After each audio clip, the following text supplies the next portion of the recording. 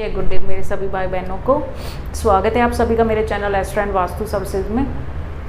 Friends, आज हम बात करने जा रहे हैं लव मैरिज योग के बारे में। इसका पार्ट 2 मैं आपको देने जा रही हूँ। पार्ट 2 मीन्स कि जैसे मैंने एक पहले भी वीडियो बनाई है तो उसमें कुछ बातें की थी, तो उसके आगे आज आपको 2 योग के बारे में और बताने जा रही हूँ। जो जिसी भी जातक की कुंडली में ये वाले योग हों तो हम सोच सकते हैं कि उसकी लव मैरिज होगी।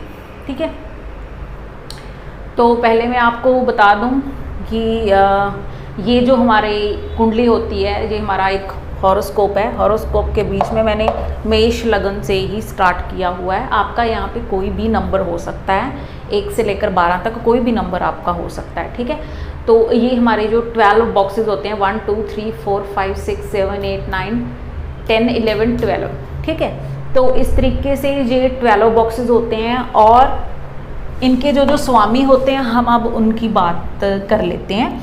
फर्स्ट और 8 लगन का जो स्वामी होता है, फर्स्ट और 8 राशि का वो मंगल देव होते हैं। 2 और 7 राशि के स्वामी शुक्र देव होते हैं। 3 और 6 के बुध होते हैं। 4 के चंद्र होते हैं।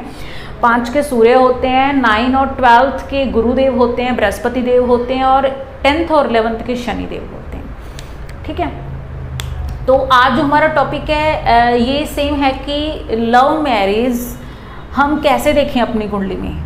अगर किसी जातक की कुंडली में ये वाला योग बना हुआ है कि उसकी जो मैरिज होगी वो लव होगी कि अरेंज होगी, ये वो इंसान अपने खुद की लगन चार्ट में कैसे चेक कर सकता है।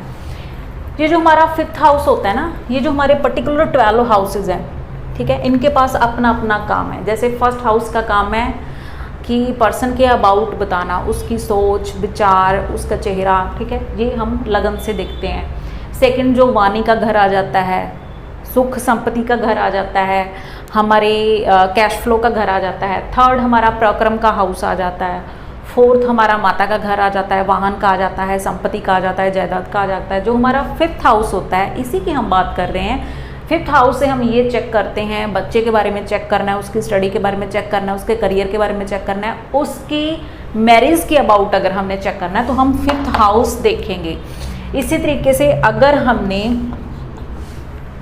पार्टनर के बारे में चेक करना है कि पार्टनर जो हमारा होगा वो कैसा होगा, तो हम जो 7th हाउस है उसको देखेंगे। ठीक है, तो आज हम जो अप्रॉक्सीमेटली बात कर रहे हैं वो 5th और 7th हाउस के बारे ही कर रहे हैं। ठीक है, तो मैं आपको एक योग बताती हूँ। ये अगर आपकी कुंडली में कहीं भी बना हुआ है 6th 8th और 12th हाउस को छोड़कर, तो आप मान सकते हो कि आपकी लव मैरिज होगी ही होगी।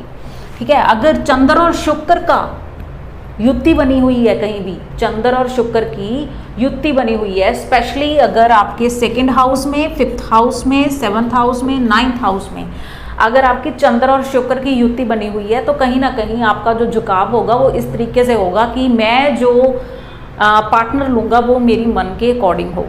ठीक है, और एक और योग है, वो है कि देखिए फ्रेंड्स, मैं वीडियो ज़्यादा लंबा नहीं बनाऊंगी बिकॉज बहुत सारे ऐसे व्यूवर्स होते हैं वो जो वीडियो स्किप कर करके आगे देखते हैं, तो इसलिए जो वीडियो रहेगा मैं ट्राई करूंगी वीडियो शॉर्ट ही रहे, बट शॉर्ट वीडियो में आपको समझ सब कुछ आए। ठीक है, जो सेकंड अगर हम योग की बात करें, ये है कि अगर हमारा जो 5th लॉर्ड है और जो हमारा 7th लॉर्ड है, 5th लॉर्ड जो आपका ये वाला बॉक्स सभी की लगन चार्ट में 5th ही बनेगा।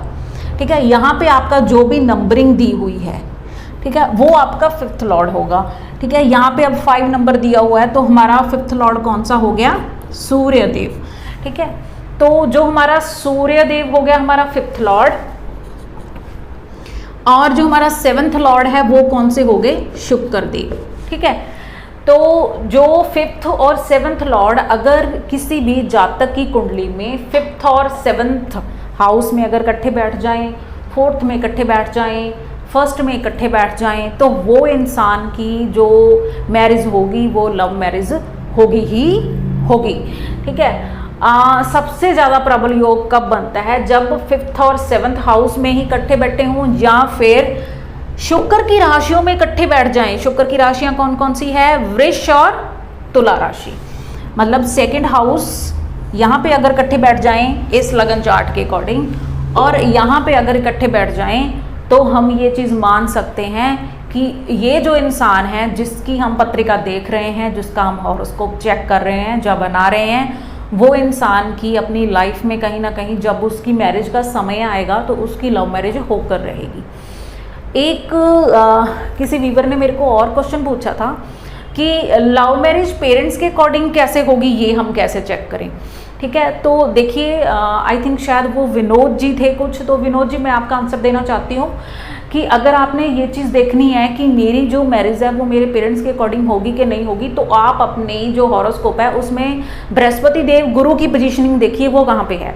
ठीक है, सपोज अगर किसी का यहाँ पे योग बना हुआ है 5th और 7th लॉर्ड सूर्य और शुक्र इकट्ठे बैठ गए 7th हाउस में, सपोज किसी का ये योग बना हुआ है, तो अगर उसके गुरु की पोजीशनिंग बिल्कुल उसके ऊपर है, I mean to say that कि गुरु की जो 7th दृष्टि है, अगर गुरु को हम यहाँ पे बिठा देते हैं तो गुरु की जो 7th दृष्टि है वो यहाँ पे पड़ रही है, तो हम ये कह सकते हैं कि इस पर्सन की लव मैरिज तो होगी प्लस उसके जो पेरेंट्स होंगे वो इस चीज़ को रजामंदगी जरूर देंगे।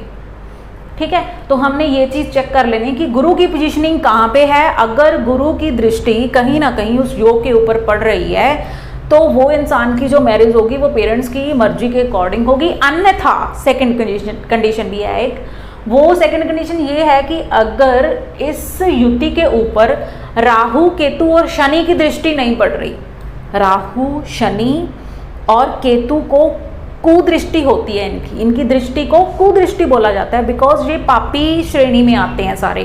ठीक है, तो अगर इनकी डिस्टर्बेंस जो दृष्टि है वो इन पे नहीं पड़ रही तो गुरु की दृष्टि पड़ रही है तो पेरेंट्स आपको परवानगी दे देंगे, पेरेंट्स आपकी शादी के लिए मान जाएंगे, हो जाएगी आपकी पेरेंट्स के अकॉर्डिंग शादी।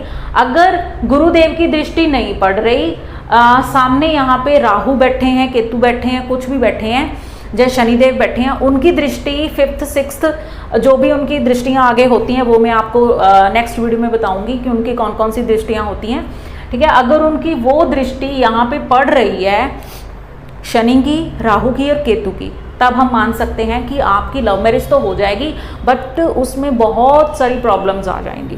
ठीक है, आपको बहुत सारी प्रॉब्लम्स फेस करनी पड़ सकती हैं और जिसके अधीन आपकी मैरिज होगी। ठीक है, तो इस तरीके से हम ये चीज़ें चेक कर सकते हैं। एक बार मैं फिर एक्सप्लेन कर दूं, अगर फर्स्ट ऑफ ऑल कि गुरु चंद्र इकट्ठे बैठे हों आपकी कुंडली में कहीं भी, ये त्रिक भाव होते हैं हमारे 6th 8th और 12th त्रिक भाव को छोड़कर। और सेकेंड चीज़ थी कि अगर 5th लॉर्ड और 7th लॉर्ड युति बनाकर बैठ जाएं, आपकी कुंडली में युति बनाकर बैठ जाएं, और मोस्टली अगर वो युति ज़्यादा पावरफुल होती है अगर वो 5th और 6th में बैठे हों या फिर शुक्र की दोनों राशियों में हो, सेकंड में जो 7th में, तो प्रबल चांसेस बन जाते हैं कि उस इंसान की लव मैरिज होगी। तो आज की ये वीडियो थी।